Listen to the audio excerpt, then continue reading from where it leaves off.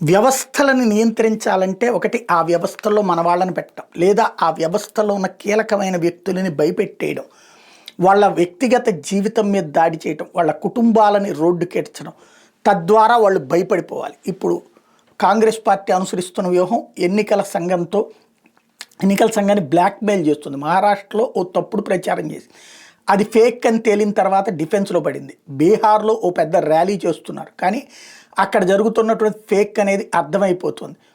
కళ్ళ ఎదురుగుండా ఎన్నికల సంఘం లిస్ట్ ఇచ్చి మీకు ఇందులో ఉన్న తేడాలు వచ్చి కంప్లైంట్ చెప్పండి అయ్యా వెంటనే పరిష్కరిస్తామంటే పరిష్కరించకుండా రోడ్డెక్కి ఉద్యమం చేసి 67 లక్షల దొంగ ఓటర్లు, అది బంగ్లాదేశోడా, బీహారోడా, ఇదే నేపాలోడా, లేకపోతే కనుక దాని పేరేంటి ఇతర రాష్ట్రాలకు సంబంధించిన వాళ్ళని కాపు కాసేటటువంటి ఒక ఎత్తుగడ వేస్తుంటే దాన్ని కంట్రోల్ చేస్తుంటే దాన్ని పట్టించుకోకపోతే ఎన్నికల సంఘం దానికి ఏది రాహుల్ గాంధీకి నోటీస్ ఇచ్చింది కాబట్టి జ్ఞానేశ్వర్ కుమార్ కూతుళ్ళని వాళ్ళ అల్లుడి మీదన నెగిటివ్ స్టోరీలతో మార్మోగిస్తోంది. కాంగ్రెస్ పార్టీతో పాటుగా ఓవరాల్గా దేశ వ్యతిరేక శక్తులన్నీ కలిపి చేస్తున్నటువంటి వ్యవహారం. అంటే భారత్లో మాత్రమే ఇట్లాంటి బరితెగింపుతో కూడినటువంటి బెదిరింపు సాధ్యమవుతుంది అనడానికి సాక్ష్యం వాళ్ళనేమీ చేయలేకపోవడం.